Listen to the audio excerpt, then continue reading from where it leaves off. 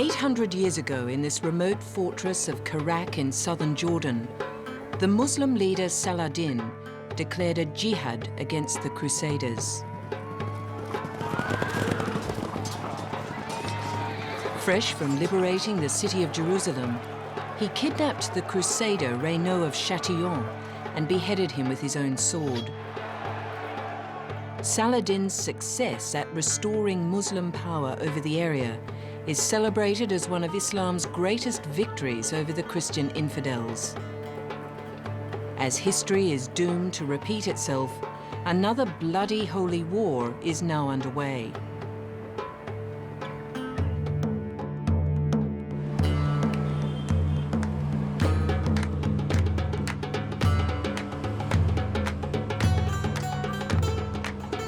Two-hours drive north of Karak is Al-Zarqa, a decrepit outpost of the capital, Amman.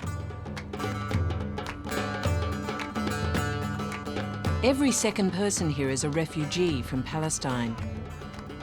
Dispossessed and disillusioned, they're filled with hatred of the West. Most have lived here since 1948, when the State of Israel was created 60 kilometers away.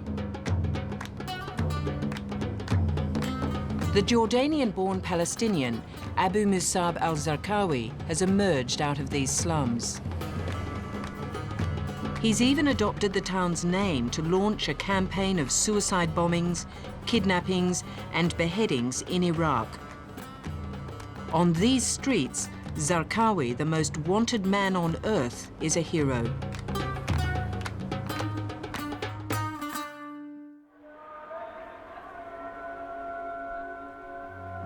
Islam's holy warriors have found a new cause, to rid Iraq of its Western occupiers, and they're using a new worldwide weapon to spread their terror.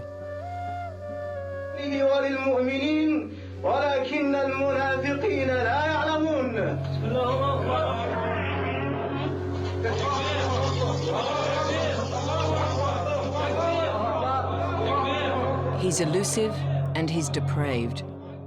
But as I learnt on my guided tour of the world's top breeding ground for terror, there's no shortage of recruits willing to die for Zarqawi. Bilal Haymur is one of them. In the next week, he would marry. Then, with his new wife's blessing, he would travel to Baghdad to die as one of Zarqawi's suicide bombers, taking as many other lives with him as possible. أنا بدي أروح أمشي معهم. بدي أروح أساعدهم. يعني كل واحد بيستشهد، مش بس العراق ولا اللي بروح. أنا حاب أروح وأنا بشهد للزرقاوي وبشهد لكل المجاهدين اللي غاد. إلهم كلهم أنا بشهد. الزرقاوي زلمي والكل بيشهد له وبيحلف له كمان. لا أنا مش خايف. أنا ما بخاف. أنا ما بخاف إلا من رب العالمين. In this part of the world, there is a long-held truth. The enemy of my brother is my enemy. Impact.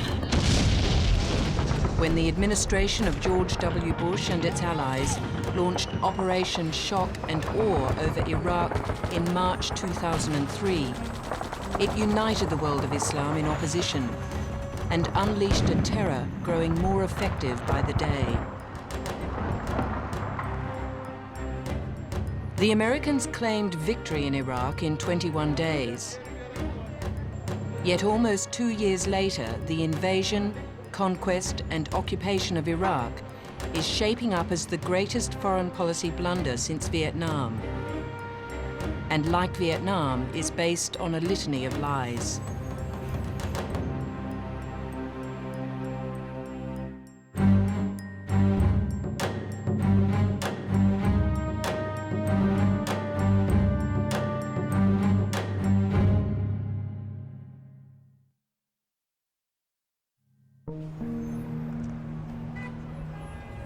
Three years after 9/11, and Ground Zero has become a sacred shrine to the memories of the 2,740 people who were killed there.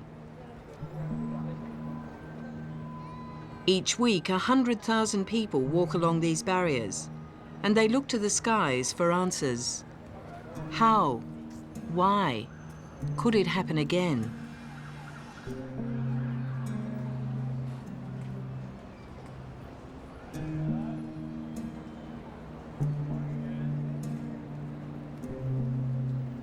And everyone has their own 9/11 story.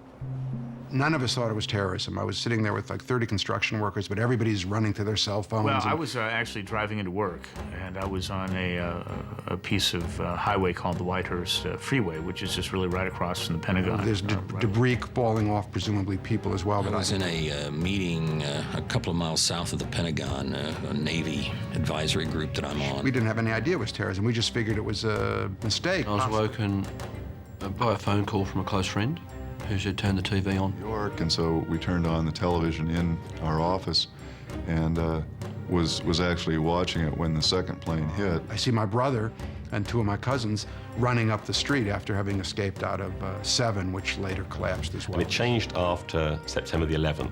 So I was there, and the village was, for months, was basically a big funeral. I mean, because there were pictures of, you know, little children on bicycles saying, or tricycles, "Where's my daddy?"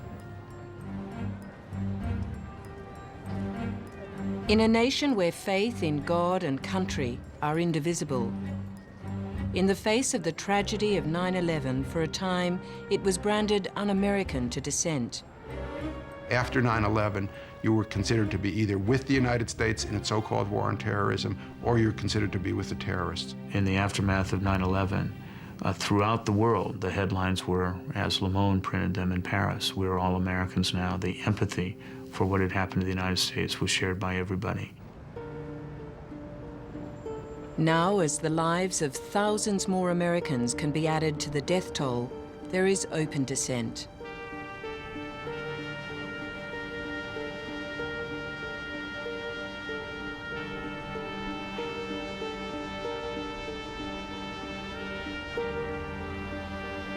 I went looking for support for the war, here amongst the memorials of America's other great battles, but instead found this. I think it's fucked. You're pretty I think it was a pretty stupid move. I think it was an overreaction. I think it met the needs of a fairly weak administration. I don't think it at all captures the feelings of all the American people. I'm sad that it happened at all, especially you got a grandson involved over there. You have a grandson over there? Yeah. In Iraq? Yeah. You must be very worried for him. Always, yes, certainly. I think it was a political thing. I think Bush wanted to get even for what they did to his father. You see the young men with no arms and no legs, and to see that it was horrific. Unnecessary. Unnecessary. Do you think that you've been told the truth?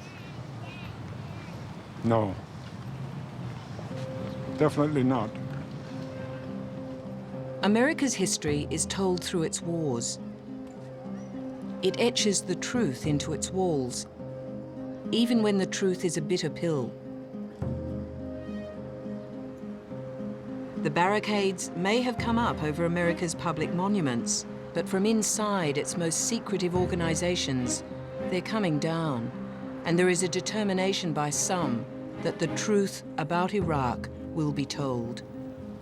Well, there is the biblical promise that the truth will set you free, and I think applied in this case, in order to start repairing the serious damage to the credibility of the United States government and the U.S. intelligence community, one has to get to the root of why the public was misinformed about a key issue leading to a war that's been very costly for the United States. Truth was not the first casualty of war. Truth was a casualty of the debate in the run-up to war. And I think that's important. Now, I'm of the view that the fact that governments may have lied in the past doesn't make it acceptable for them to lie either in the present or in the future. I do think there is a truth. For example, there was a truth that Iraq did not and was not supporting al-Qaeda and was not involved in 9/11. That's a fact. The president ought to say that already. There was a truth and a fact that Iraq did not have weapons of mass destruction. Those guys still haven't said that yet. The president and Cheney still haven't said that yet. That's a truth. They ought to come out and say that. One of those to come out is the former head of the State Department's intelligence unit, Greg Thielman, who says he cannot sit silently and let the intelligence community take the rap over lies told by the government. I do it because it seems like the only honorable thing to do, and I do it out of a sense of the importance of the public knowing the truth as soon as they can. And I don't mean that I hold all the truth, but I know some things which the public needs to know. When a government has that most solemn decision to make, that of sending Americans to kill and to die for our country and to kill others, that we have an obligation to ensure that those of our elected representatives who have the constitutional responsibility to provide the authorization for war making are informed, and that their debate is consistent with the facts, not just with bits of information that happen to support a particular political decision that's already been made. The war in Iraq was a product of the White House and its elite core of presidential advisors, the hawkish neocons, determined to reshape a post-9/11 world in their own image. The former Director General of the Central Intelligence Agency, James Woolsey, is an influential figure in conservative power in Washington and a close confidant of Condoleezza Rice. He's also an executive at this company, a major beneficiary of outsourced intelligence and security contracts. At Booz Allen Hamilton, business is booming, and the world is their chessboard. We have to deal with, I think, the whole Muslim world, particularly the Arab world, but the Muslim world in general as well, the way we dealt with Eastern Europe during the Cold War. We won the Cold War along with Australia and Britain and the others who fought it. We were convinced that we were on the same side and that this was a war of freedom against tyranny, not a war of East against West or anything else. We have to do the same thing with the world's Muslims. I think it probably won't take the 75 years and the hundreds of millions of deaths that World Wars I, II, and the Cold War took in Europe. I think the Arabs, in other words, are likely not to be as big a problem as the Europeans were for freedom. All of us have to raise our own level of courage to stand up and do what's right. Let us bow our hearts and our heads, if you will, please.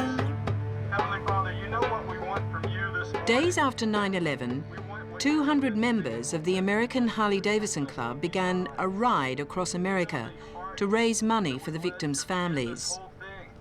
Today, on their fourth ride, there are 4,500 motorcycles. Their riders hope to raise a couple of $100,000 to buy kids' toys and some bikes for families. Amen. Amen.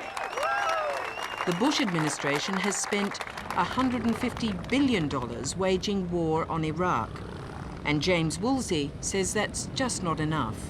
In the Kennedy administration, before Vietnam, the United States was spending 9% of its gross domestic product on defense. That'd be the equivalent of between $900 billion and $1 trillion for the defense budget in today's terms, which is about double what we are in fact spending.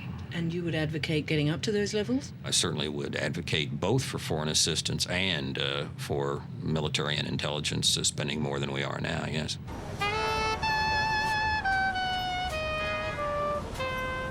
Americans live in the most energy-consuming nation on Earth. Most of their energy comes from oil. The Bush administration says oil had nothing to do with the invasion of Iraq. It was the war on terror, stupid. But if that's the case, they got the wrong man. It wasn't the Iraqis who attacked the United States.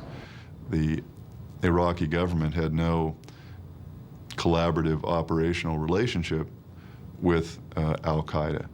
It was very unfortunate that the administration here succeeded in linking the two events, describing it as, in President Bush's words, as different faces of the same evil, describing Iraq as an ally of al-Qaeda, which is simply not true. But truth is not what it was about. The Bush administration was prepared to go to any lengths to build a case for war against Iraq, including going to Niger in West Africa. Documents, now known to be forgeries, had turned up claiming Saddam Hussein was buying uranium from Niger. Now, Niger might look unsophisticated, quaint, but its uranium industry is strictly controlled by its own government, by its European owners, and by the International Atomic Energy Agency. Former US Ambassador Joe Wilson, who'd served under 3 American presidents in West Africa and Iraq, was brought onto the case to investigate. In early 2002, I was contacted by the CIA and asked to come out and talk about Niger uranium. I was told that the Vice President's office was interested in a report that purported to be a memorandum of sale agreement covering several hundred tons of uranium yellowcake between Niger and Iraq. I was briefed on the report and was willing to go out and take a closer look at this, even though my own understanding of both the Niger government and the uranium industry in Niger made the notion that such a transaction could take place suspect. Mine was only one of 3 reports from the field. There was also a report from our ambassador on the ground who had spoken to the current government about whether or not such a thing could happen, and she had come away, as she told me, believing there was nothing to the story. And there was a 4-star general, Marine Corps general, based in Germany, which has responsibility for military relations with Africa, who had also come down, and he had also asked the question of the current government and had gone away satisfied with their response. So there were 3 reports. And they were not contradictory? And they were not contradictory, no. 3 reports, all denying Iraq was importing uranium, but this is what happened. Then Ambassador Wilson's report came through, and even though it was disguised by the CIA without telling the U.S. intelligence community who this was, he was identified without name as a source who had no established reporting record. But nonetheless, it was another piece of information that should have raised warning flags on this report. And it apparently was effective because the CIA later on, months later, called up the White House and said, don't use this report in a speech because we have serious doubts about it. And then when a few months later again, the president included it in his State of the Union message, the White House claimed that they had forgotten that they had received a call personally from the Director of Central Intelligence about the report. Something's very fishy about this account. January 28, 2003. President Bush delivers his State of the Union address designed to inch the world closer to war with Iraq.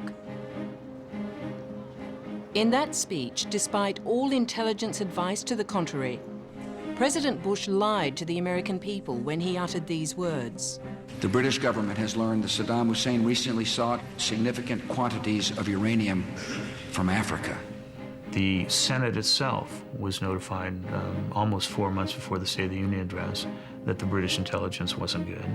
The White House was notified 4 days later and told the president should not be a witness of fact on this. And yet the person who's vilified in all this is the person, not the person who put the 16 words in the President's State of the Union address, but the person who brought it to the attention of the American people that, in fact, those 16 words should never have been there, and the U.S. government knew it well before the State of the Union address. Britain had already gone public about the highly suspect uranium story. Prime Minister Tony Blair ignoring the advice of senior analysts when he delivered this address to the House of Commons. Saddam has bought or attempted to buy, covertly, to acquire 60,000 or more specialized aluminium tubes, which are subject to strict controls due to their potential use in the construction of gas centrifuges. These tubes did not seem to be suited for the uranium enrichment process. They were not the right size. They were a type of high-strength aluminum that did not seem to be that which the Iraqis would be seeking. For example, it was anodized. It had a coating on it. This is not something you would want to do in uranium enrichment process. In addition, we know Saddam has been trying to buy significant quantities of uranium from Africa, though we do not know whether he has been successful. The intelligence, which hadn't significantly changed, had to be heated up, had to be repackaged, recooked in a sense, and presented to the British people as though there was new evidence that the threat was stronger than the intelligence service were actually saying that it was. And he had to give the impression that there was an imminence about the Iraqi threat. But at the same time, the intelligence was being used to generate headlines such as 45 minutes from attack. And in terms of the wider public perception, the British people were feeling that Saddam Hussein was intent on using his weapons of mass destruction within a very short time frame and potentially against British targets on Cyprus.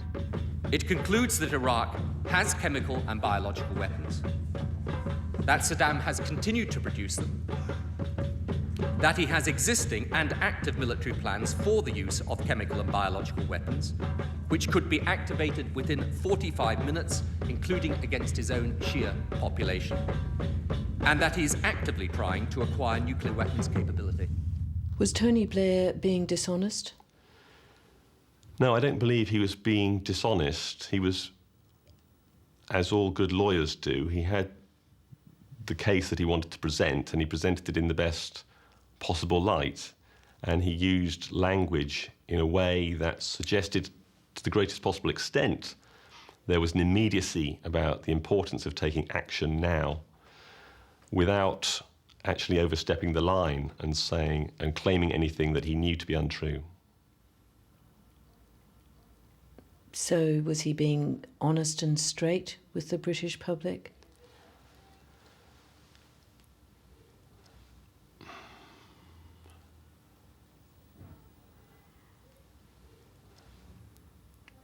Based on what you know now and what you feel, do you think the Prime Minister was being honest and straight with the British public?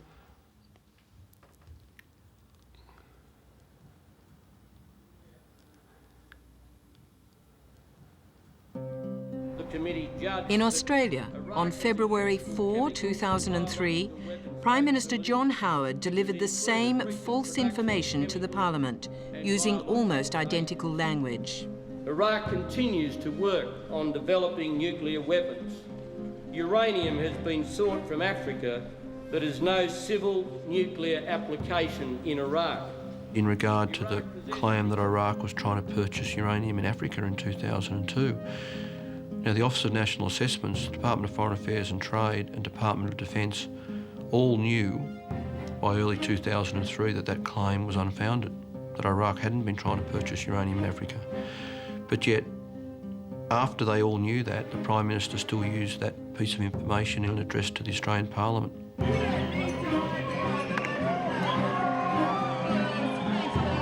Bush, Blair and Howard were all singing from the same hymn book.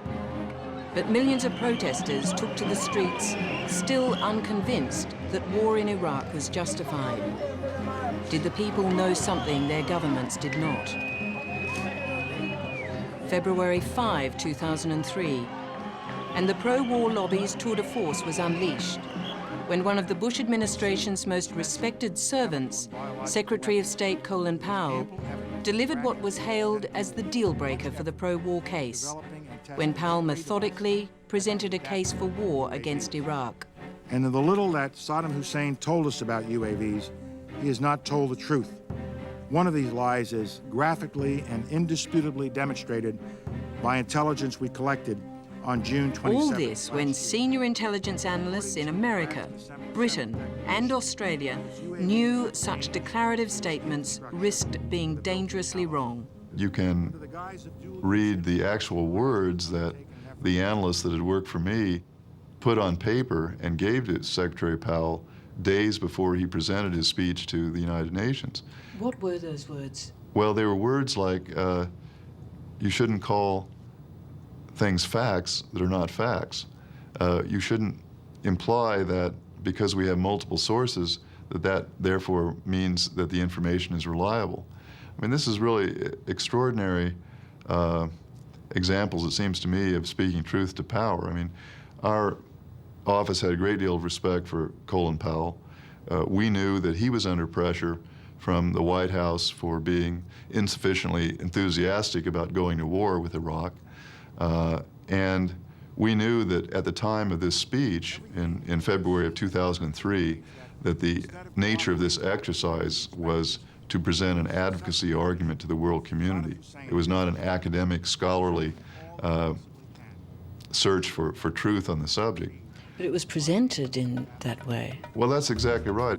My colleagues, every statement I make today is backed up by sources, solid sources.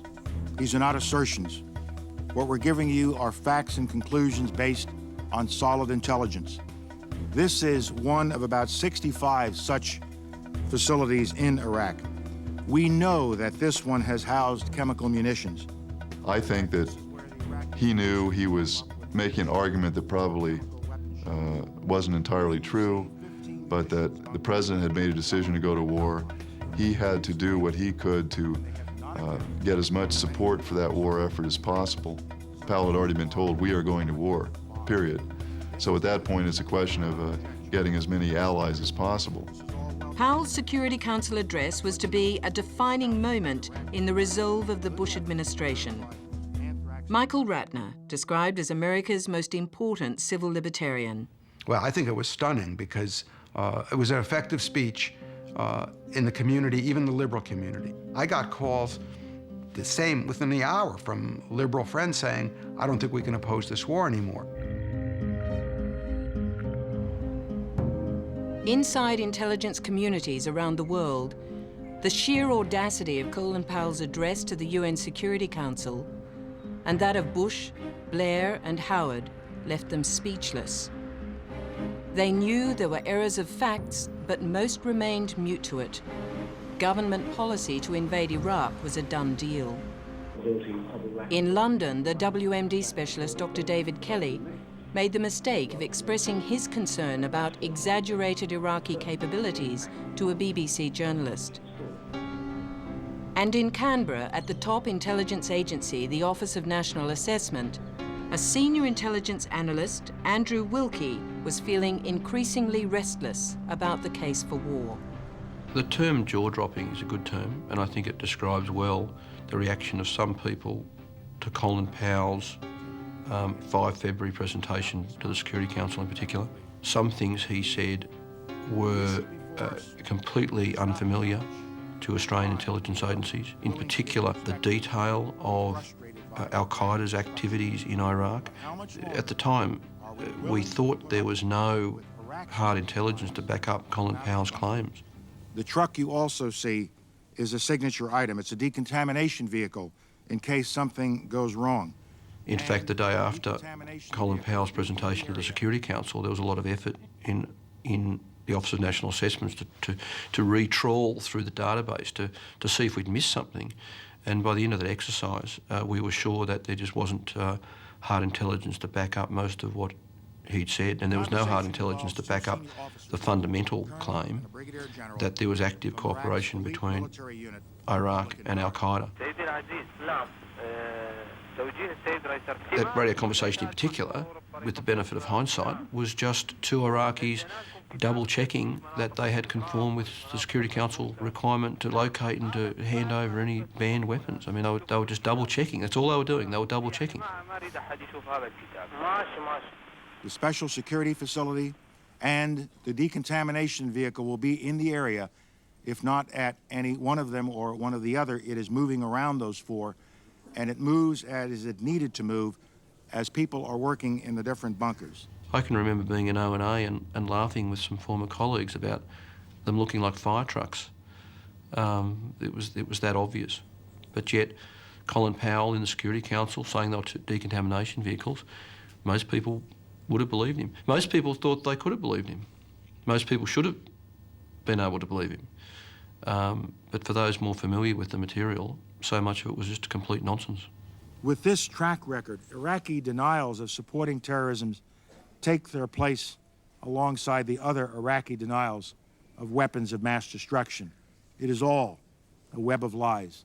So it really makes Secretary Powell look more culpable in this what I would almost call a defrauding of the American people on what the nature of the Iraqi threat was.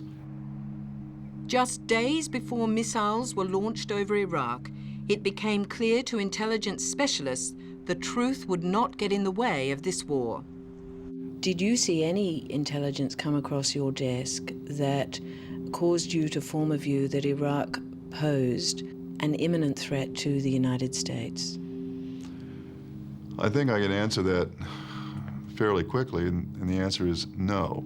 And indeed, there was no hard evidence that Iraq would pose a security threat even to the major population centers of its neighbors or of Israel, let alone of the United States. And none of our reporting to the senior leadership of the State Department ever implied that there was an imminent security threat to the U.S. from any of this information. And he will almost certainly, at some time in the future, use these weapons to fulfil his never abandoned ambition to dominate his region. John Howard in particular seeks to mislead the Australian people when he says that he was not aware of the concerns and the uncertainties.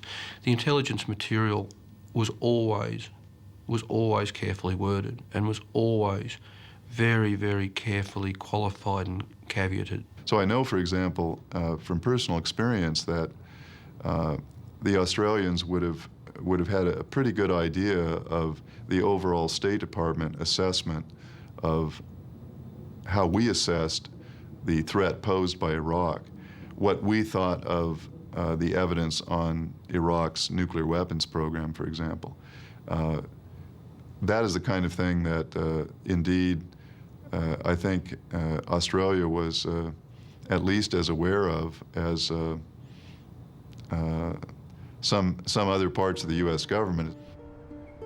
As the inevitability of the invasion of Iraq grew ever closer, Andrew Wilkie, former Lieutenant Colonel, former aide-de-camp to the Governor-General, senior intelligence analyst, decided he had to blow the whistle on the intelligence fraud, and he would blow it as loudly as one man could. I grappled with this for weeks and weeks and weeks. In fact, it was Friday morning, the 7th of March, a little before my resignation on the 11th of March, where I made my final decision. And I wrote a little note to the high-profile Australian journalist Laurie Oakes and put it in my diary and went down to my car and drove over and put it in his letterbox. In some ways, there was a great feeling of relief when I did that, because I'd made a decision and I'd started something that I probably couldn't stop once I'd put that note in the box. I felt that, well, there were great risks in me doing that, worried that my actions might be discovered and that I might be stopped before I could go public. Concerns that the Commonwealth might get, the government might get a whiff of what was going on.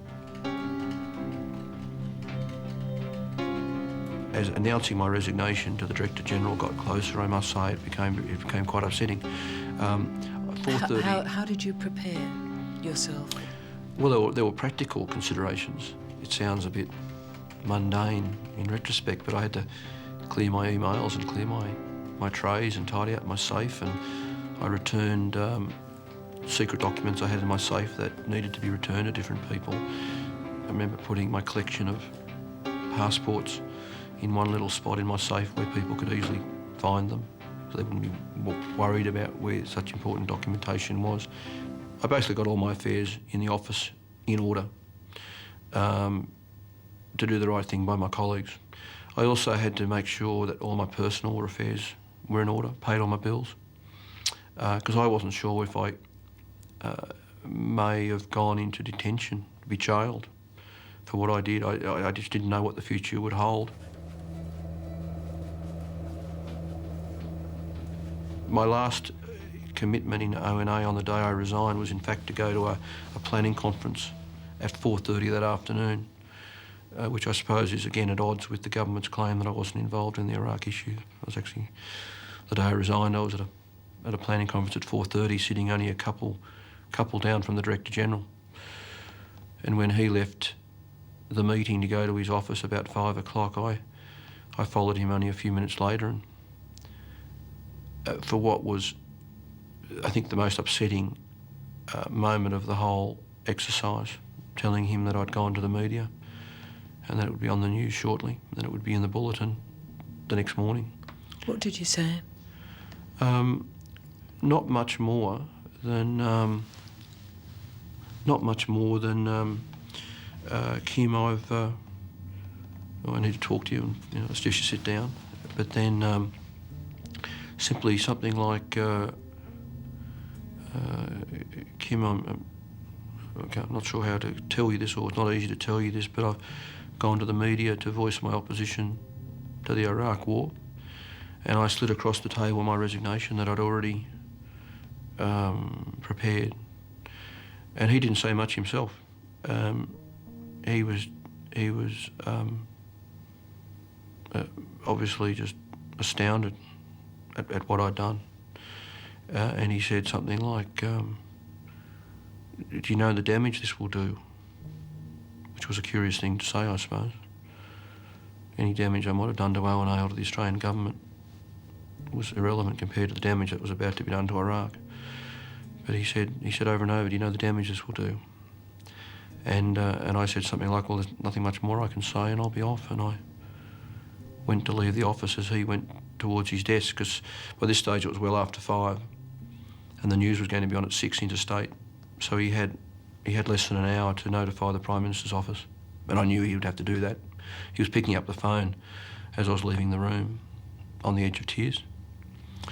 But he must have put the phone down, because he grabbed me as I was leaving the office and thanked me for giving him the warning that I'd given him, which that was the final thing Kim Jones ever said to me, and it was very moving for me, because I have enormous respect for him. I still have enormous respect for Kim Jones, and for him to thank me like that in those circumstances was quite extraordinary. You've never spoken with him since? No.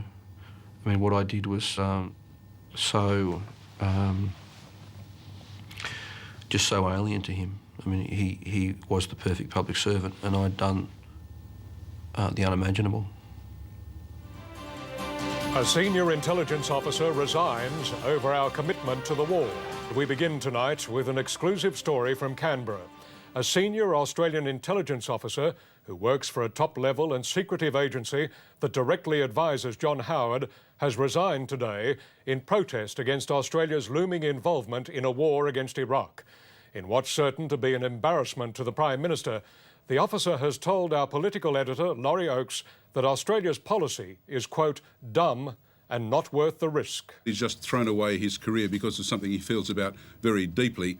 I don't think the government is likely to take action against him, because he's been very honourable, very careful to reveal no information against the national interest, no intelligence information at all.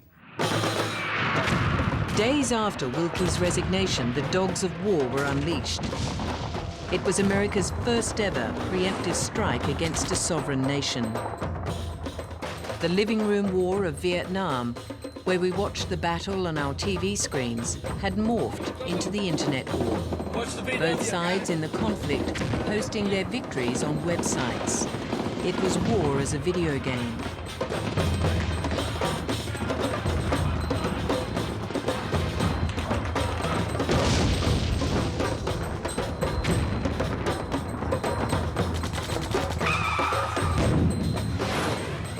By early May, on the USS Abraham Lincoln, President Bush, in full pilot's kit, prematurely declared game over. My fellow Americans, major combat operations in Iraq have ended. In the Battle of Iraq, the United States and our allies have prevailed. In the months following, the search for weapons of mass destruction yielded nothing. The US pro-war lobby quickly found a new reason for going to war. Freedom for the Iraqi people and deposing one of the world's worst dictators was a perfectly fine reason for going to war with Saddam Hussein. But Iraqis had endured Saddam's brutality for 3 decades. Systemic cruelty had become a part of daily life. I've seen video of Iraqis being brutalized, their tongues cut out, their genitals cut off, and beheadings. Why bother with the lies and the pretense over weapons of mass destruction? To a much betrayed Iraqi population, there was no need to lie. Deposing Saddam had been a perfectly fine reason for going to war for 30 years. Guzine Najim suffered at first hand Saddam Hussein's brutality when her husband, an Iraqi diplomat, fell out of favour with the Ba'athist regime. Today, she is a refugee living in Sydney. I have been in the kitchen. I was looking and I saw a car, and my husband, he tried to come out of the car and he couldn't. The two men, they hold him from his shoulders and he couldn't walk. His face was red. When I ran to see what's happened, I looked at him, his eyes, blood in his eyes. And he tried to walk, he couldn't. And I started to cry, I want to call a doctor. He also begged me not to do, just take your children out of Iraq and promise me not to come back again. And I promised him. And within hours, he became paralyzed and he lost his voice also. 4 days later, he died. After they killed my husband, they placed me with my 2 children under house arrest. They used to come to my house to search. They slapped me. They pushed me to fall down to the ground. They broke my hand. Sometimes they pushed my head to the wall and all the blood comes out, and my children, of course, it was in front of my children. But one day they hit me too much. I didn't cry in front of them. I don't want them to see me in my weakness, because I am a human being. I have to afraid, even if I am strong. I said, if they are strong by their hand and guns, but I'm stronger than them, because I will use my brain to have the victory. I will go out of Iraq just to let them know that they couldn't break me. And I did it. After 3 years of house arrest in Baghdad, Guzine and her children finally escaped across 900 kilometers of desert into Jordan.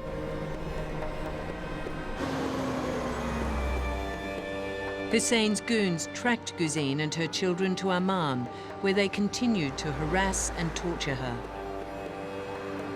It was another 3 years before they escaped and fled to Australia. Almost 2 years to the day of her arrival in Australia, and Guzine is returning to her homeland, this time travelling on Australian documentation, hopefully to honour her murdered husband. Even now, I didn't see his grave. I want to go to put some flower for the first time after 10 years, for the first time, and to tell him what happened.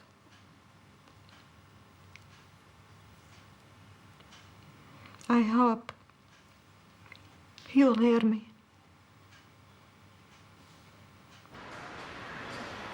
Guzine would also be my guide and interpreter, and we were hoping there'd be some let up in the fighting, even if just for a day, for Guzine to walk the streets of Baghdad knowing the tyranny of Saddam Hussein was over. Even mid-air, the signs were not encouraging, as news came through that an American civilian hostage had been beheaded. A British hostage had been seen pleading for his life on video, and Iraqis were still dying on the streets every day. Ghazin was finding the journey home very difficult.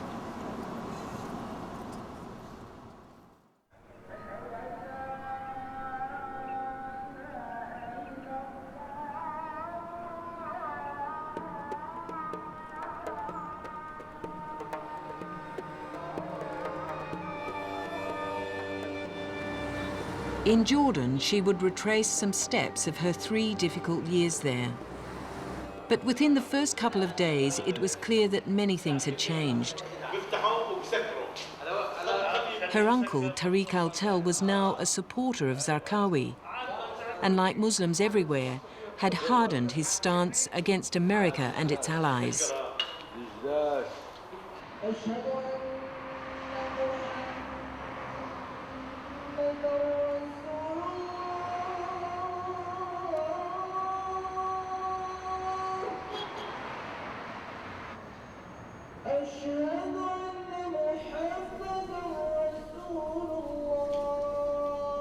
In the women's prayer room at the King Abdullah Mosque, there was a cold hostility towards me and my camera, until I established I was not American, British, or Israeli. For the first time in my life, though, I felt concerned about telling anyone I was Australian. Most of these women are very poor, either Bedouin or Palestinian. They're contemptuous of national borders and consider they're still part of a larger Arab and Muslim world. I don't think there's a Muslim in the world anywhere who's not grieving. British-born Patricia Skinner converted to Islam 30 years ago. She's lived in Iraq and Jordan all of that time, raising her 5 children as devout Muslims, wearing the veil for the past 15 years. But all the while assuming there was a bridge between her 2 cultures. Today, she says, the invasion of Iraq has destroyed all trust between the Arab world and the West. They've more or less destroyed Iraq now. There's very, very little left of Iraq now. I mean, education institutions, medical institutions, businesses, research, it's all been smashed, destroyed. And then you've got people who, they're asleep one night, a bomb comes and drops on their house. When they went to sleep at night, they might have had brothers, sisters, aunties, uncles. They wake up the next morning, they're lucky if they've got members of their entire family left. How would anybody feel in this situation? I mean, people like Zarqawi, if he's doing all the things that they say he's doing, I mean, why is it all right for other nations to go and fight with the United States against Iraq? But it's not all right for other Arabs who consider themselves the same as the Iraqis to go and help their Iraqi brothers in this fight against occupation. What's the difference? That's how I feel about it, and I'm not alone. Lots of Muslims feel this way.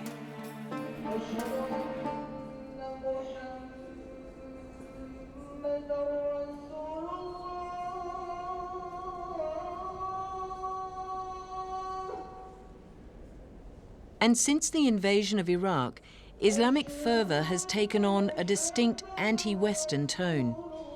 Once considered a westernized playground for the Middle East, Amman's radical Islamic majority has increased its opposition to the pro-Western king there, and there is active resistance to the so-called democratization of Iraq.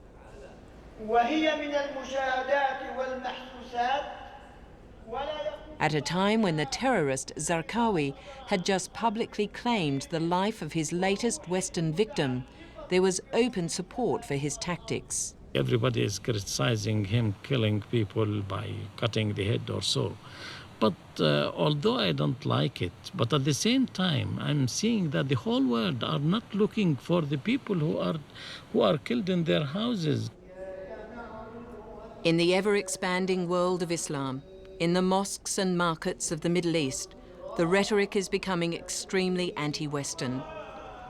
If America, Britain, and Australia think they're winning the hearts and minds of the Arab world by invading and occupying Iraq, I saw no evidence of it. I mean, every day you feel that in Baghdad, the capital, that they are hitting even the leadership offices, and the roads are not safe, the hotels are not safe, nothing. They are not able to get one area safe in Iraq, the Americans, I mean, and their supporters.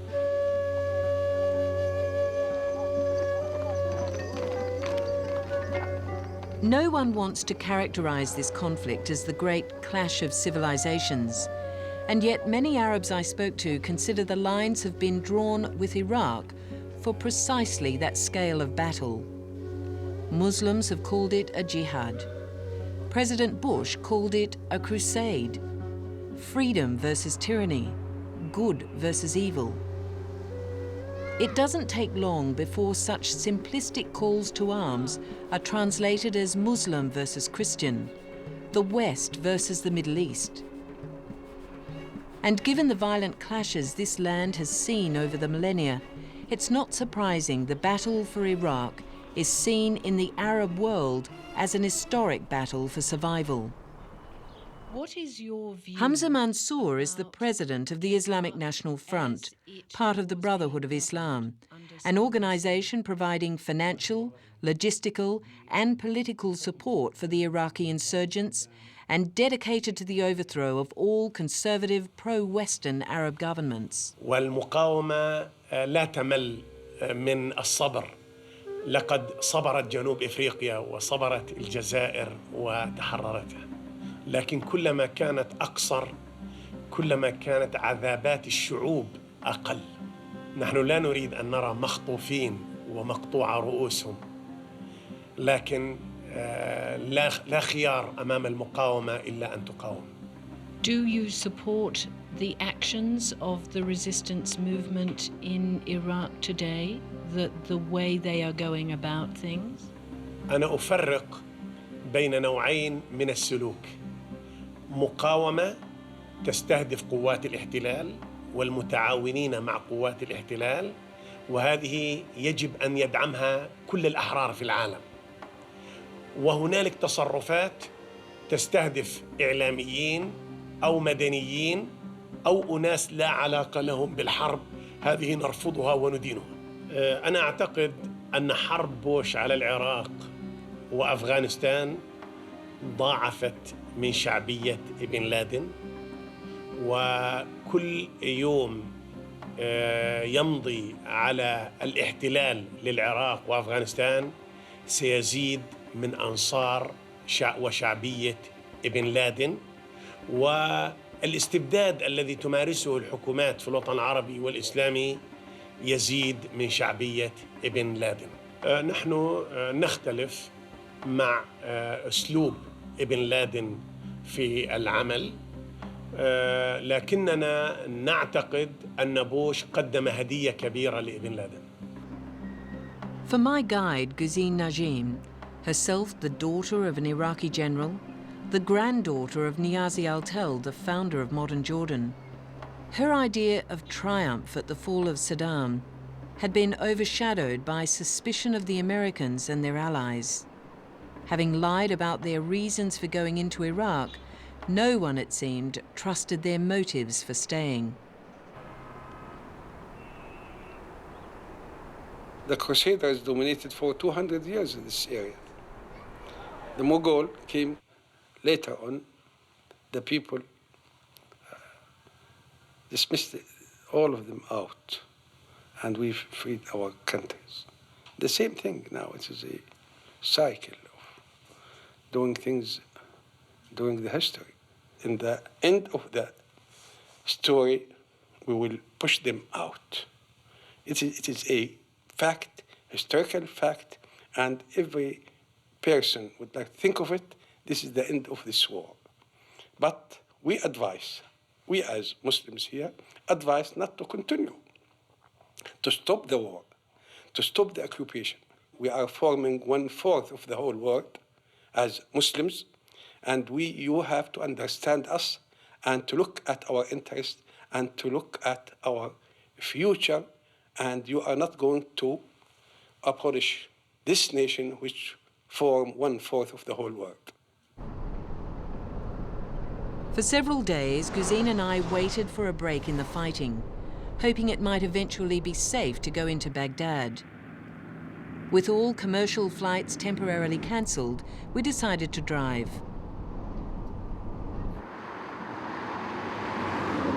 Just a few kilometres short of the Iraqi border, we stopped and spoke to a number of Iraqi truck drivers who travelled the highway continuously.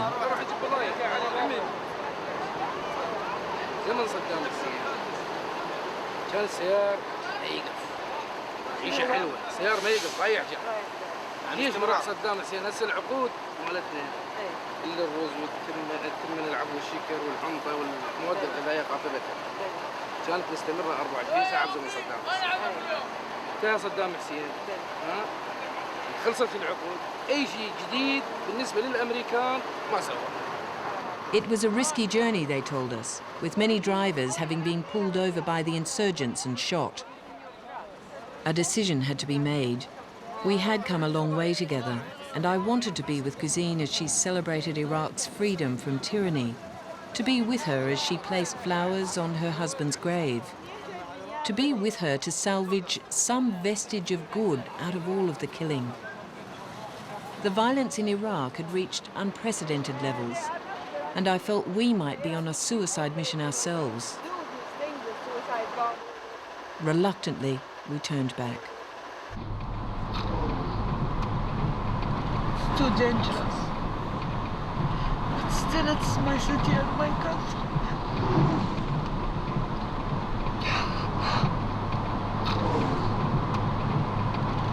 I wanted to go to Iraq, to feel that I am free now. And Saddam Hussein and his regime is out, and they are not going to threaten me or threaten my children. In Jordan, we waited again for things to improve in Iraq, hoping we might eventually get to Baghdad. But I felt like I'd failed Guzine. She'd so wanted to believe in the rightness of the decision to invade Iraq, and it seemed the ultimate irony that 2 years into the war on tyranny, Iraq had become a more terrifying place than before. What was this bloody war about? Didn't Condoleezza Rice tell George Bush Iraq was now sovereign? Didn't Bush reply, "Let freedom rule"? 2 years on, it seemed, there'd been a lot of killing and not much freedom. Until the fall of Saddam Hussein, Dr. Khalil El-Hadidi was the professor of international law at Baghdad University, a sinecure usually only handed out to the Ba'athist supporters of the regime. When Saddam fell, he fled Iraq. أقول في منتهى الصراحة أنا أحب مسألتين في العراق الآن. أولها أن يخرج الاحتلال، وثانيها أن يقتص العراقيون لكل قطرة دم أريقت على أرض العراق من قبل الأمريكان وحلفائهم. صدام حسين كان رجلاً دكتاتورياً وهذا من مساوئه، لكن هذا لا يمنع أن يكون رجلاً وطنياً يعرف مصالح بلده جيداً ويدافع عنها. العراق فيما يتعلق بالظلم الموجود فيه والاستبداد هنالك عشرات من الأنظمة بمستوى وأكثر. Khalil was sounding more and more like an apologist for Saddam Hussein. For Guzine, who was listening to the interview, his lies were too much. Disappointed at not being able to travel into Iraq, Guzine just wanted someone to rail at after years of her silent suffering.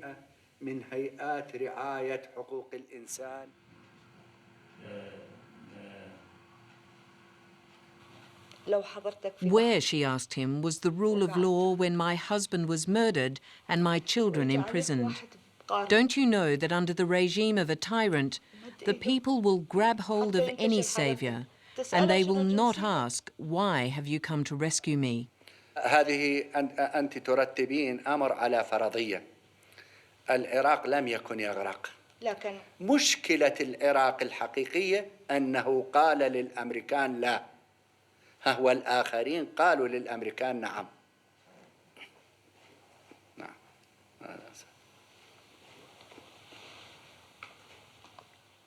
For Guzin and the millions of Iraqis, there is still no peace and no answers. No, the reasons why America, Britain, Australia and others went to war in Iraq are questions for our democracies. No matter that the overthrow of a brutal tyrant has been the outcome, that was never the declared reason for taking us into war in the first place.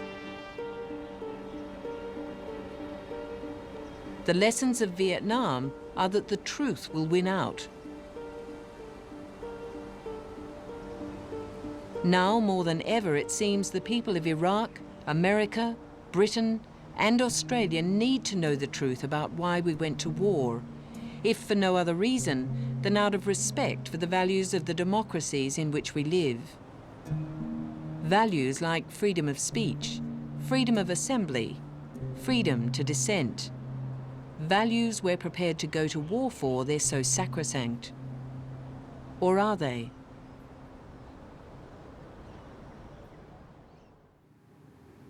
During the making of this film, Ambassador Joseph Wilson's wife, an undercover CIA agent, Valerie Plame, has been illegally outed by someone within the US administration who leaked her name to the press, thereby risking her life, those of her contacts, and forcing her to retire. The larger issue at stake in this, of course, is what the signal the administration is sending to the American people. And that signal is, should a citizen exercise his right in our democracy to challenge the government on what it has said and done in the name of the American people, then we, the administration, will use every political weapon in our arsenal to destroy that citizen and his family. Be afraid, be very, very afraid. Thank you to everyone. Andrew Wilkie, now a member of the Greens political party, has been publicly vilified for speaking out against the war, his book censored, and classified intelligence reports he'd written were leaked to the press and a government senator in contravention of the Crimes Act. The inquiries into the leaks have produced no charges. Instead, Wilkie was accused of treachery. I have never felt treacherous in regard to my country. I see that I betrayed my government for my country, and it doesn't worry me at all that I betrayed my government because I think the government's misconduct is so serious that it doesn't deserve my loyalty. That there's perhaps nothing more serious than a government taking a country to war for fraudulent reasons. 43 distinguished Australian military and diplomatic elders who dared to speak out against the war were ridiculed by the government as doddering. No matter that they included former ambassadors, high commissioners, heads of the Defence Service, and highest-level public servants. There are 4 people coming in here at about 9:30 for me from the Commonwealth Attorney General's Department, claiming I might be compromising national security. Officers of the Federal Attorney General's Department demanded access to my laptop and computers. My personal and professional files and emails were accessed. My computer hard drives destroyed, and I was threatened with 7 years jail for filming part of the process or even disclosing details about it. Our access to public buildings, monuments, parks, and the right of assembly has been severely curtailed in the interests of the Terror Watch. How's things all right? Yeah. It's just our cameras picked up that you were continually filming going around the house, and people get a little bit concerned when that happens. So, was it just tourists or? No, I'm making a documentary. A documentary, all right. To do that, you've actually got to get permission from the House to do that. And such is the erosion of freedom of speech that unqualified, newly empowered guardians of our national security think they have unbridled rights to challenge lawful activities. In Britain, Dr. David Kelly, who was vilified by the Foreign Affairs Committee, was found in a wood near his home. his wrist slit. And despite many questions about the circumstances of his death, an inquiry concluded he'd taken his own life. Michael Ratner says civil liberties in modern America have reached an all-time low. So it's changed across the board. It's changed in the president's ability to detain people indefinitely on his word, to not give us access to courts, to what's happened to non-citizens, to what's happened particularly to people of Muslim and Arabic origin, and to what's happened to the right to dissent in this country, which has really been harmed. Far from reducing the threat of terrorism, since the invasion of Iraq, the terror web has become a multi-headed hydra. The US and its allies the perfect targets in this asymmetric conflict. Dr. Stephen Pullinger, once a highly respected analyst on armed conflict, has become unemployed. His institute punished by the government for not taking a sufficiently supportive stance on the war. As for the shadowy figure who started it all, well, his whereabouts have been narrowed down to within a few million square miles. I imagine he is up there in that Pakistani-Afghan border area among some of those tribes. Another possibility is the Iranian-Afghan border, and a third and more remote possibility would be the Yemeni-Saudi border area, Waziristan or someplace near it. In America, the bloody Iraqi adventure is beginning to take its political toll. Secretary of State Colin Powell has fallen on his sword, as has the director of the CIA, George Tenet. Defense Secretary Donald Rumsfeld, yet to apologize over prison abuse in Abu Ghraib, has been disgraced. The dossier we publish. In Britain, Prime Minister Tony Blair's credibility with the people has reached an all-time low. Where previous British leaders who've taken their country into war enjoyed startling boosts in their popularity, on Iraq, it seems, the British have lost their ticker for war. In Australia, which has thankfully suffered not one fatality in Iraq, the country has moved on. It's the economy, was the message from the recent general election, in which Iraq and Australia's role in it was barely mentioned. And as for the architect of this illegal war, a war based not on the truth, not on intelligence, but on a web of lies. I believe that one of the worst things the head of a democracy can do is mislead the public about an issue of war and peace that will result in the deaths of the sons and daughters of that country. And it is in that belief, and the belief that members of the administration did just that, I would be in favor of impeachment. But he's just been re-elected. Well, then impeachment would be in order. On 9/11/2001, the world stood still for a time when we were frozen by shared sorrow. For that tragedy to be followed by a war based on deception, in which too many more lives have been taken, does no honour to those who were killed and dishonours those left behind.